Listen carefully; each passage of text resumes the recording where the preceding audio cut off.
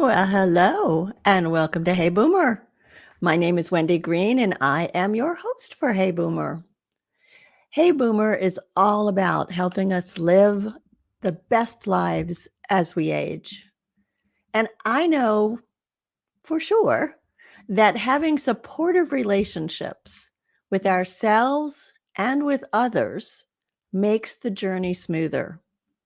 So, my goal is to bring on guests who will provide us with the wisdom and insight and knowledge for what it means to have dependable, supportive relationships in our lives.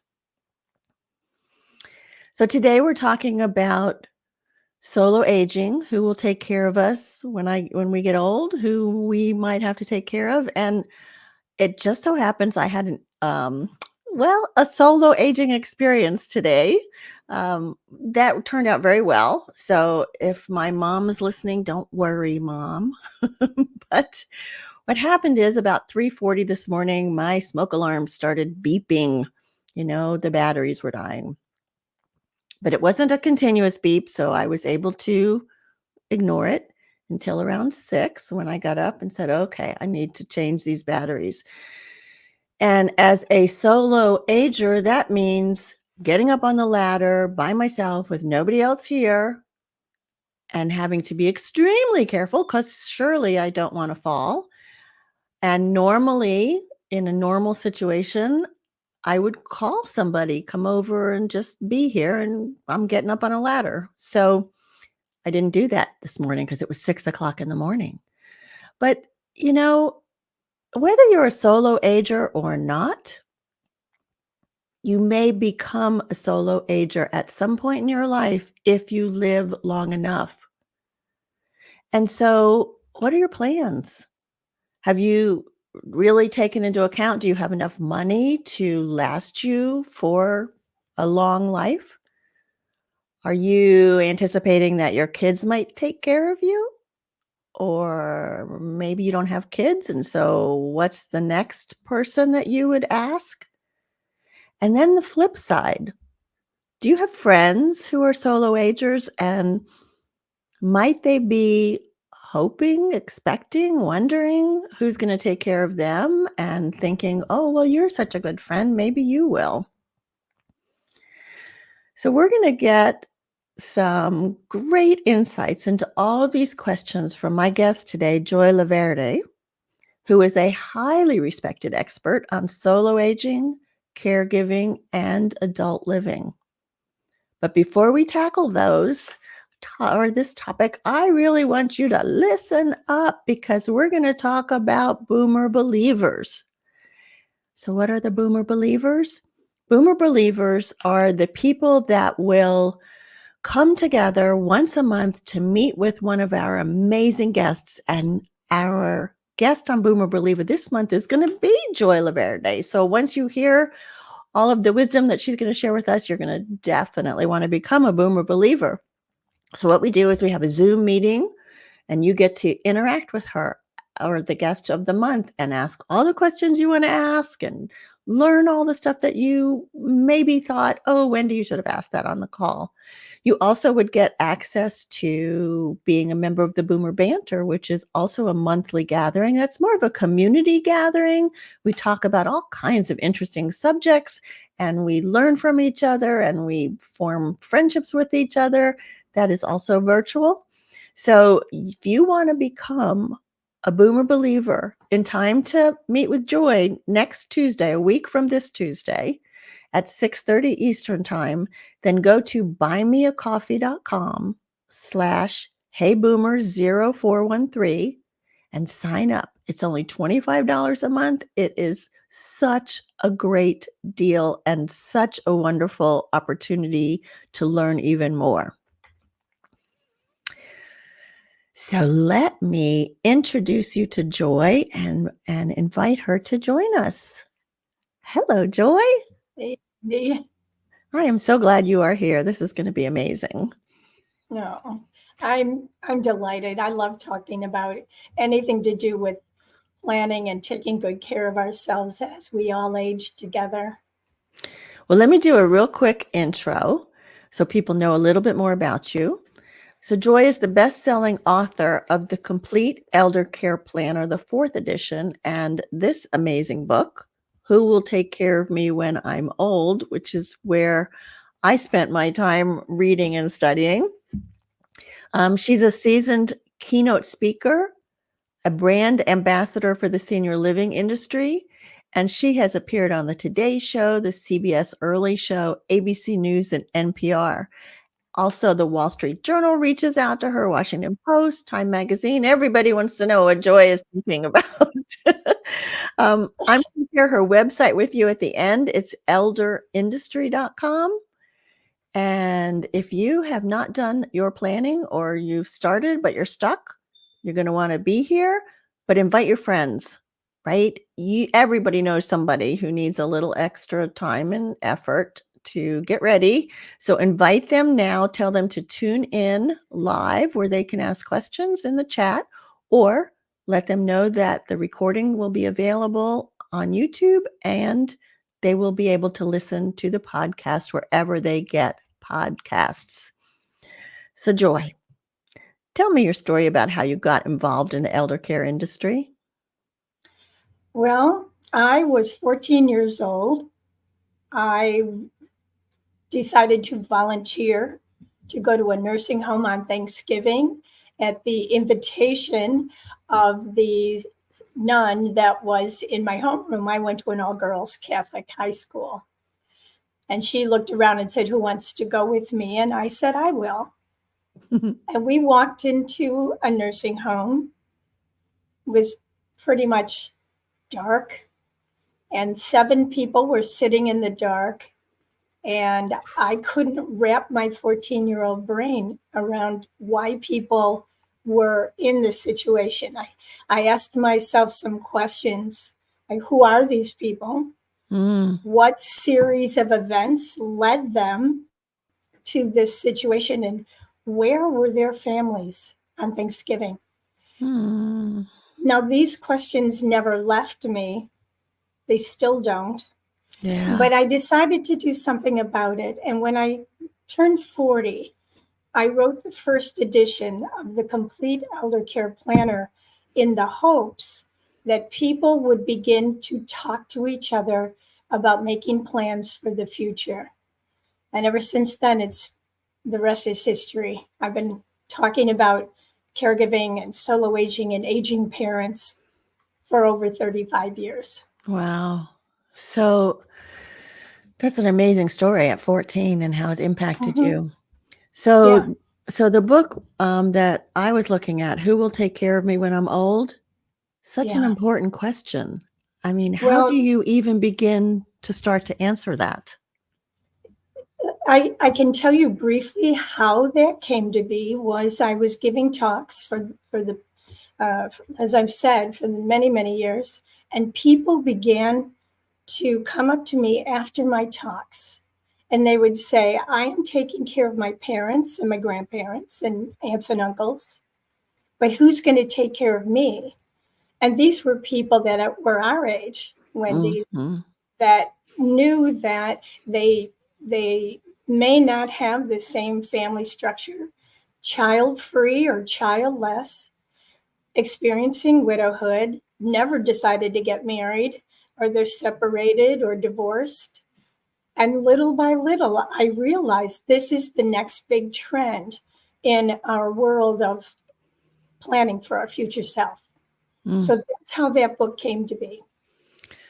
Well, it's hard to wrap your head around it, you know.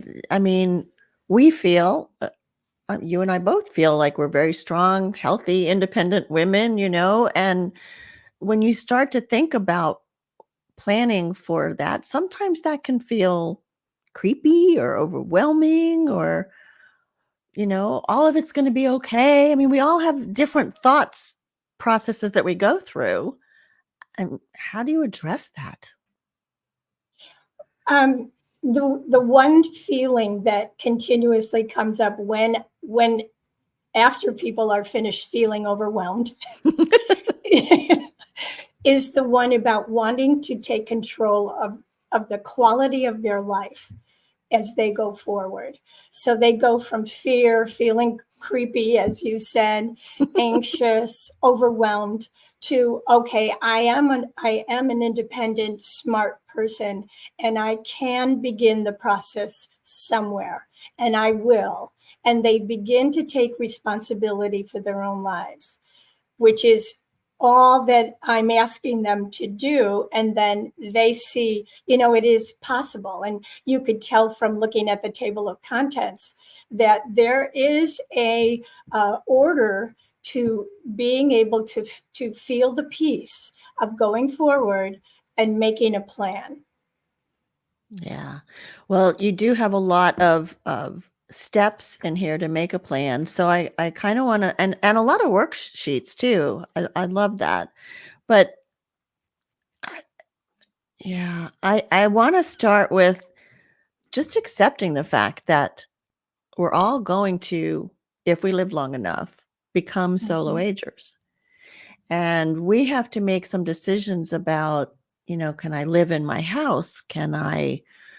Do I need to go to a nursing home? Do I need to go to continuing care? Do I need to go to assisted living? Those are important questions, Joy.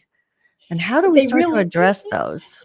so Wendy, my model is not medical. My planning going forward is more based on a social model rather than a medical model.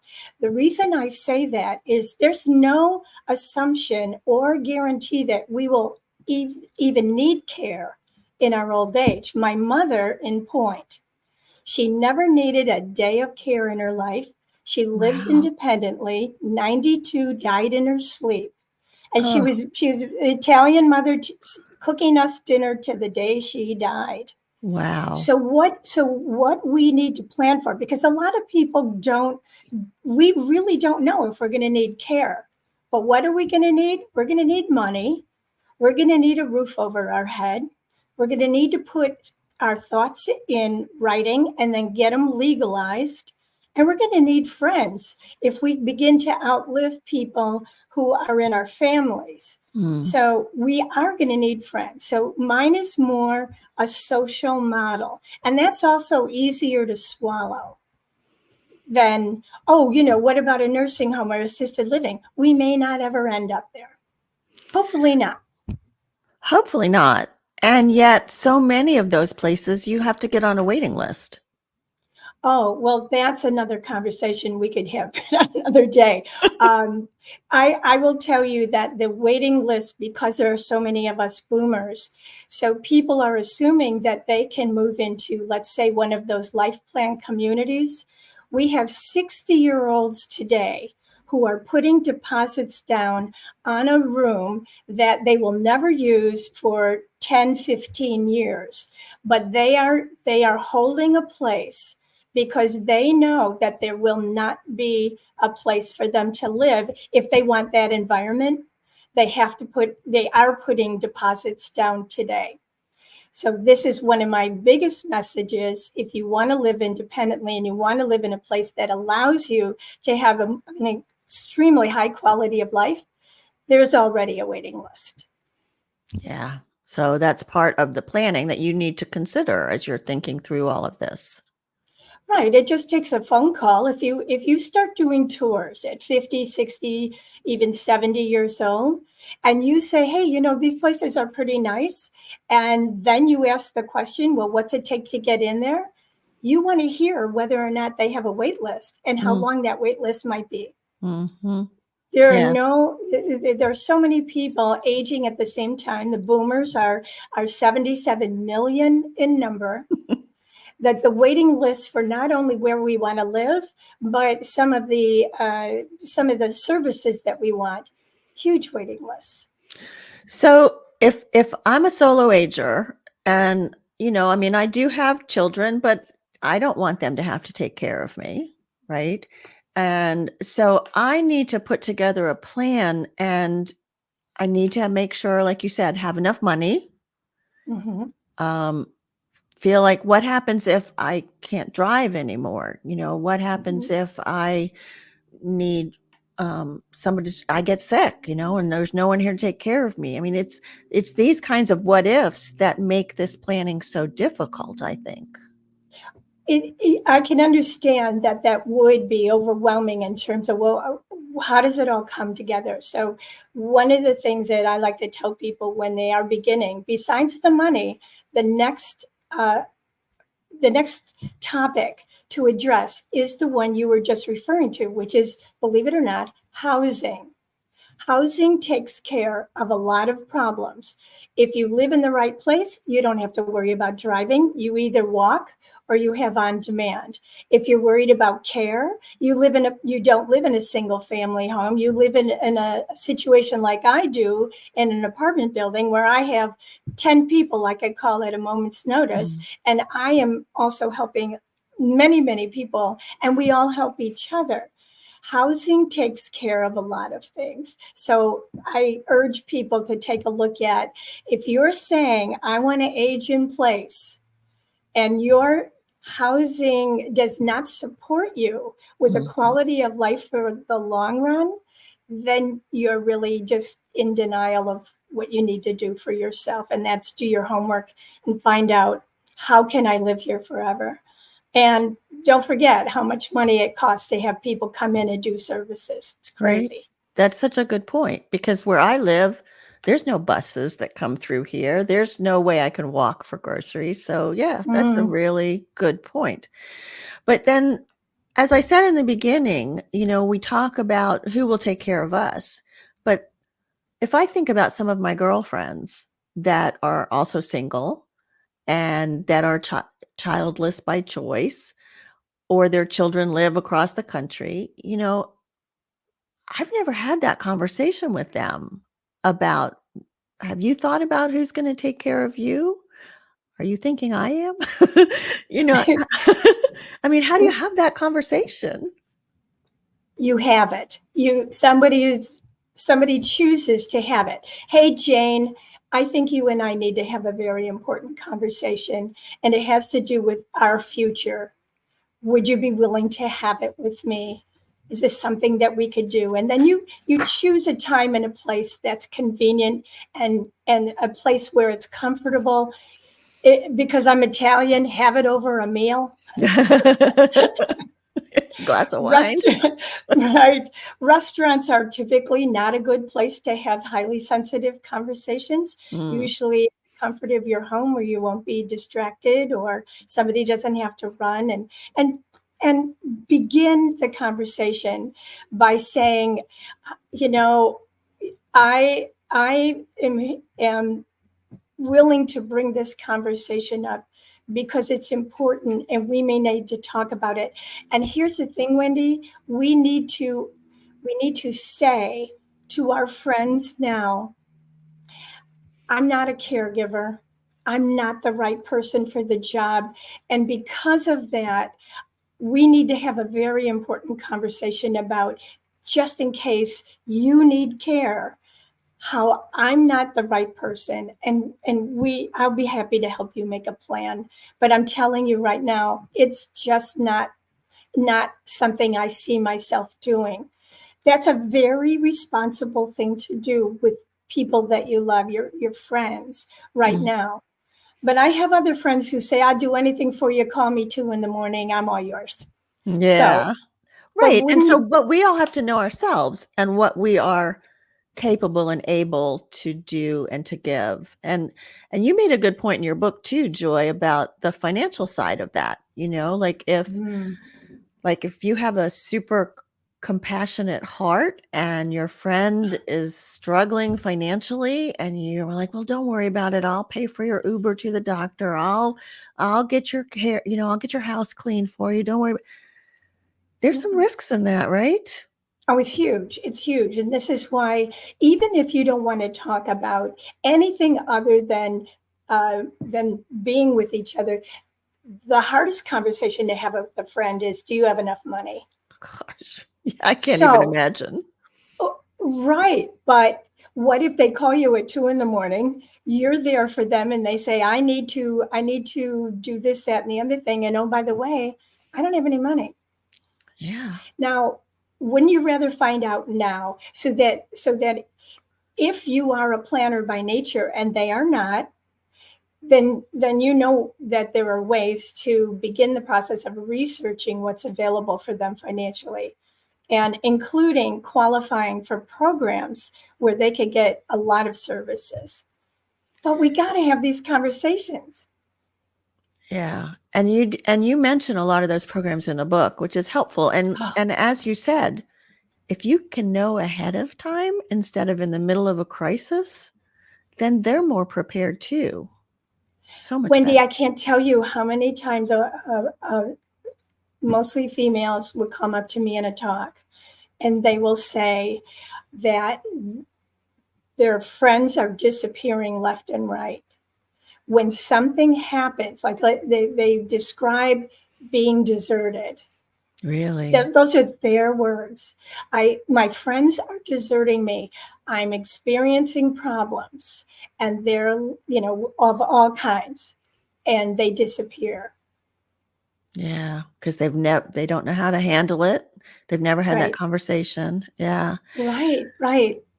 Beth raises a good question here. She says, "My sister is very independent. Thank goodness my nephew's been able to help, but I don't think she has a network like you describe.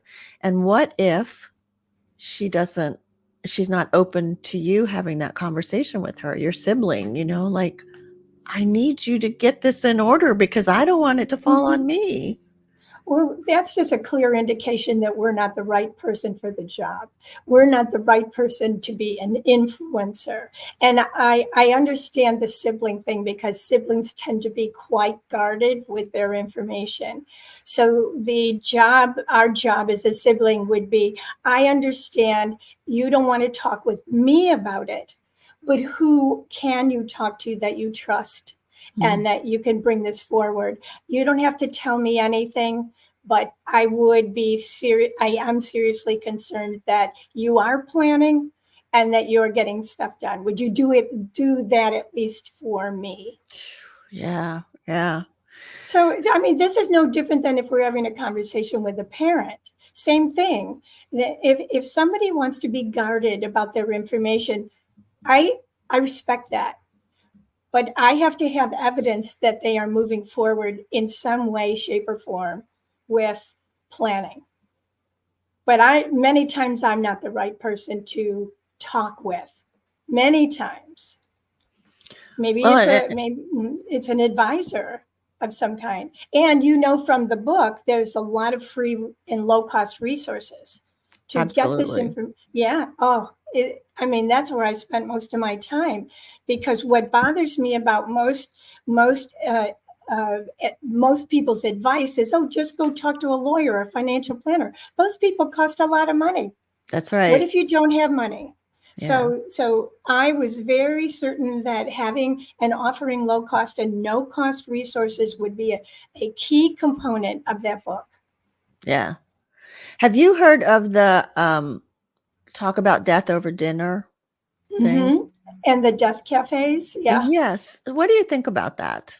I love them. I've been to several, and Yeah. they're not conversations that are there's no guide. You just all show up in a room, willing to discuss whatever comes up, and it has to do with death and dying, and conversations go all over the place. And they're fascinating and they're funny, and people have a great time, and there's just a lot of relief in the room that they find like-minded people who do want to talk about death and dying. And once they get going, you'd be surprised. It's very enlightening. Oh, I'm gonna have to try that sometime Yeah. because I think it would take some of the fear away, like you sit here as a solo ager, you sit here in your home and you're thinking, okay, everything's fine now. and and you don't know what's to come, and then you get scared, probably better than most of us, fear will stop you in your tracks. And so Mhm. by initiating these conversations, whether it's with a friend or a family member or a child or whatever, you start to normalize it a little bit, don't you think? Absolutely. That normalize is a good word. Very good choice. Because, and if you look out in the universe, there's no place to put this if someone does not want to engage with us in these conversations. On the other hand, when you start looking for them, there are many people who will engage in these kinds of conversations. It takes some doing on our part, but the safety in the room and the educational elements are priceless, Wendy. So I tell think, yeah, I'm sorry, go ahead. No, I was gonna say, so tell me about some of the conversations that you have to figure out who's gonna take care of you. Who have you talked to? Well, I give talks on two different levels. One is to the caregivers, and the other is to the actual solo agers. And by now, because we're all aging together, it's all mixed up. So that we have people who are solo aging, and they are coming up with what's interesting. Like the common theme is the quality of the relationships that they have, both as a caregiver and both as a solo ager. So the quality of relationships determines a lot on feeling like, can this be the beginning of a social network or in a support network? So those are the highest themes, that it's all about relationships. We hear a lot about technology, right? Like, Mhm. and Mhm. everybody's looking at a phone and thinking about getting an app and all that. But I have never, ever seen a robot in the hospital waiting room. That's Never. right. That's right. So the focus of most people's conversations is as the person who put the comment in the chat, how do we develop these kinds of relationships? Mhm. That's key. Yeah, it is key, and that's what, I'm really trying to work on with Hey Boomer, is to recognize that our relationships are so important to us as we age, and it's not like we have to have, 100 friends. No, You only no. need a few, and I guess you need to recognize and not be disappointed, right? So you may think, "Oh, this one's gonna be the one that's there for me." If they say they can't do it, love Mhm. them anyway. They're being honest with you. That's right. So there's a part in the book that you may have read already that asks the question, what kind of friend am I? Mm, So instead of trying to find friends, the first thing I do is look at myself and great. how am I as a friend? And there's even a self-assessment checklist in Mhm. the book about, am I truly treating my friends the way they deserve to be treated? Because in the long run, if they do end up being there for us, we've earned the right to have them in our life. Beautiful way to put it. That's right. And it takes effort and energy Yes, to be a good friend. that's right. And the obvious thing is they do have to be local. If you have great friends all over, that's fine. But again, finding outlets to gain friendships, begin the process of meeting people that you think have the possibility of being a friend, has to be nearby. It could Mhm. be in your building, like where I live, or it could be in one of these places where it's, active adult 55 and older. But it has to be somebody who can run over and Right. say, hey, okay, let's go, we're going to do this. But all of what I'm describing takes time. It when does. are So start when are now. Start now. That's Yeah. it. Yeah, and I think start to think about what kind of help you need. Like I think about when my mom or dad had to go to the doctor, to have somebody go with them so that you're Hmm. eyes and ears for them. Do you have friends that you would trust to know about your medical conditions that you would ask to go with you? Because you can't absorb it all at that point when you're the patient. That's right. That's right. We definitely, that's a great place to start. As we're assessing our close relationships, would they be the type of person who would say yes to coming with me to a medical appointment? You know, would I be able to call them at 2 in the morning if I fell, or even have I been have I been communicating that I would be that person for them? Yeah. Yeah, and in what other ways might you ask a friend, that you might need help? What other things might ask them? That's easy. Social. "Come I over mean, and have coffee with me." or do you both get out of the house? I mean, Mm, it's really important to get out there and be out and do things. What if your friend just likes to stay home? I mean, that causes social isolation in a hurry. So you also, this, like I said, this is not only about medical care by any stretch of the imagination. It really has to do with a high quality of life, for having fun, in doing things together that are enjoyable, inviting other people into a circle of friendships that develops over time. Whatever, it could be book clubs, it could be church groups, it could be a lot of things, but just not to just concentrate on health, because like I said, we may never really need help in that department. But boy, if there wasn't a lesson we learned in COVID, how right? much we missed our friends. We We did, didn't we we? suffered emotionally, we suffered socially, we suffered spiritually. This is what friendships bring to the table, and we have to cultivate them. So I say the first thing is are you with people you really have fun with? And, it almost redefines what you're saying about with a solo ager then. So don't really think of yourself as a solo ager. You can think of yourself as living alone, but That's in a right. circle of friends. Because I think that's what you're saying. That's so important, whether we get sick or not, whether we need their help or not. We need them emotionally, spiritually, socially. Do you remember how we all felt when we went to the restaurant the first time after COVID Oh and my we thought we were gosh. let out of? It was the most incredible feeling, and we couldn't get enough of the people around us. And we even strangers, we were so nice to everybody. We we were so starved for somebody to be near and to see and to touch and to laugh with. That's what it's about. Yeah. So you're a planner, no question about it. There's so many um, checklists and ideas in this book. Who will take care of me when I'm old?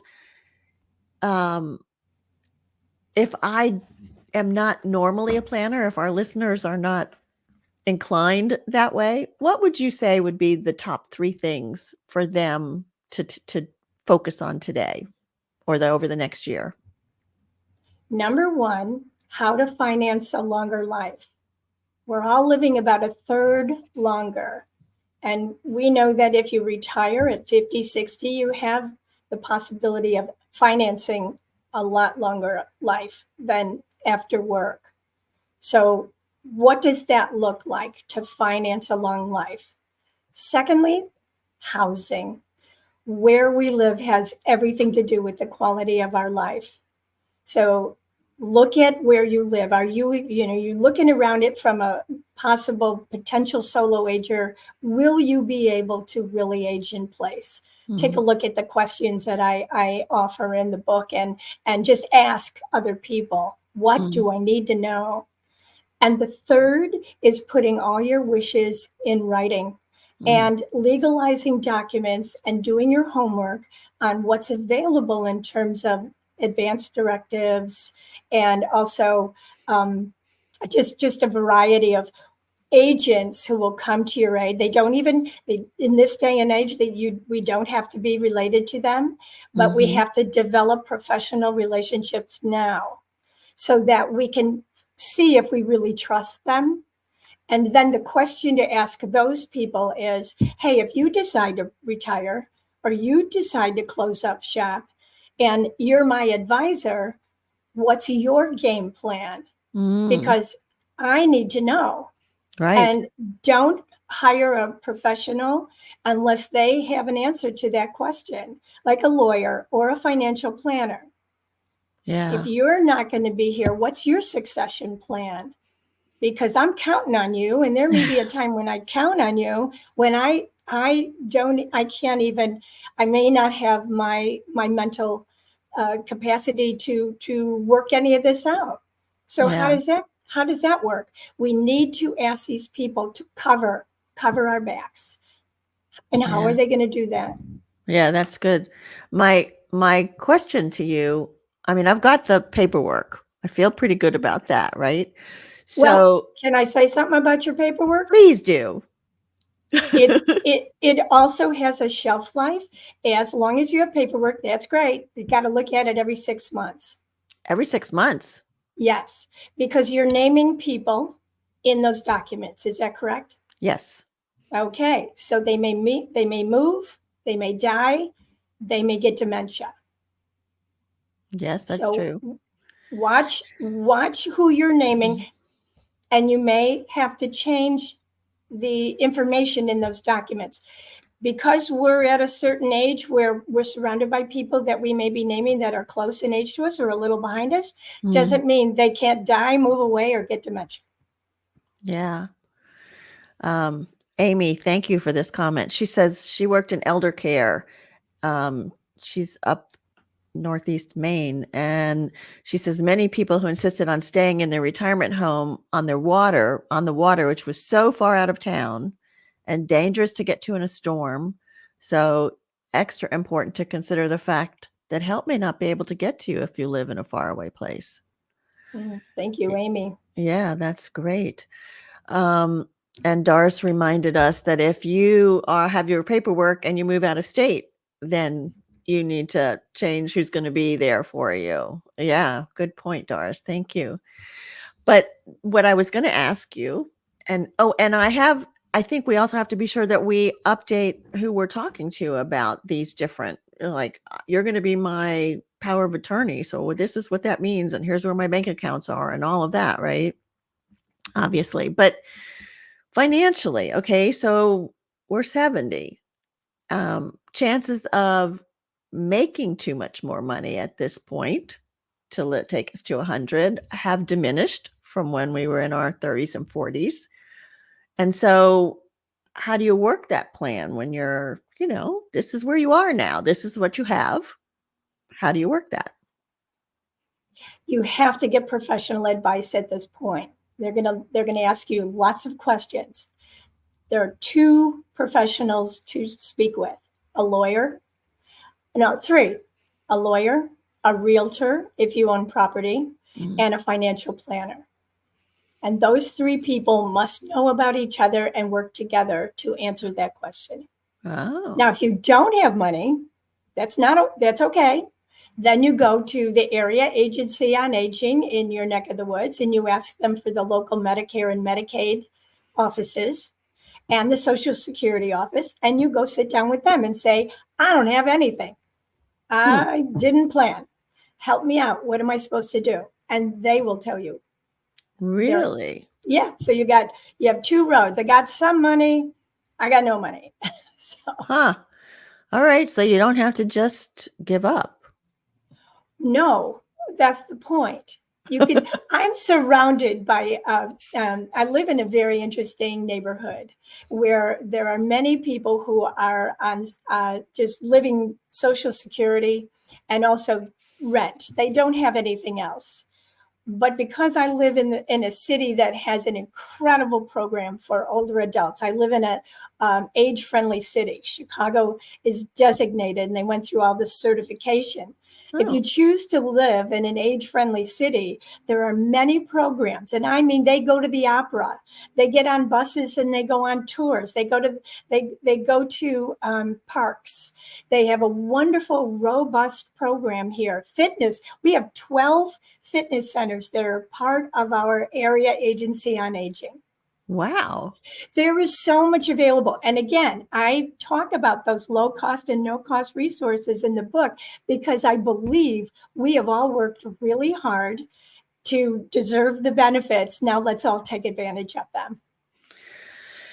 Joy, this has been so helpful. A million more questions, I'm sure. Yeah, and people are going to get to ask you questions if they come to the Boomer Believer session, which is going to be a week from Tuesday. So February 27th, I believe that is. And in order to do that, you can sign up right now. Not at that one. You can sign up right now by going to buymeacoffee.com/heyboomer0413. I can't wait to see what some of the other questions are that come out when we meet again, because you are so knowledgeable and so, I mean, this book, like you can see where I have my place mark, because that's where I need to go back and get started on my work. You know, I felt like, oh, I'm good. I have my paperwork, but there's a lot more to it.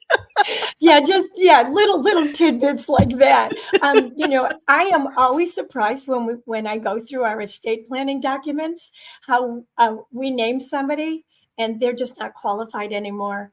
I mean, at our age, we are surrounded by people who are experiencing forgetfulness, and it's really opened my eyes to changing documents left and right. Wow. I know. It's just the way it is. So it used to be we could say, oh, you do it once, you're good to go. No, not anymore. Every 6 months, I look at our documents. Well, thank you. I'm going to pull mine out here when we get off. I didn't mean to put you to work, but Oh, there's plenty of things I still need to do for sure to be ready. oh, Joy's website is elderindustry.com. And there's so many resources on there. And you can also contact her through there if you have, if you want to reach out or have her come as a speaker to one of your organizations. She is lovely. I absolutely adore her and so knowledgeable. So go to elderindustry.com and check out what Joy has to offer and get her books. Both, it's the Elder Care Planner. the complete elder care planner. That's just as thick as the other one with with resources. I mean, I'm a firm believer in helping everybody, no matter how much money they have or don't have. It's that kind of world. We all need all the help we could get. That's right. We all do. Thank you. So next week, my guest is Rob Schwartz. You all might remember him as the son of Maury Schwartz, who has they wrote the book Tuesdays with Maury. And we're going to look at caregiving from the child's perspective. So Rob was like a secondary caregiver for his dad. I was a secondary caregiver with my dad. And, what does that mean when you are the child and your parent is ill, and what is expected of you, required of you? What are you able to provide? So I know that's going to be an interesting conversation. Each episode of Hey Boomer is an invitation to listen, learn, and apply the wisdom gained from the episode to your own life. The path ahead may not always be easy or what you expected, but it's traveled best with support and shared insights. The Hey Boomer Show is produced by me, Wendy Green, and the music was written and performed by Griffin Honrado, who is a student at the North Carolina University School of the Arts and my grandson. I know. Thank you, Joy. I can't thank you enough, Wendy. This has been awesome for me as well. Okay, see you soon.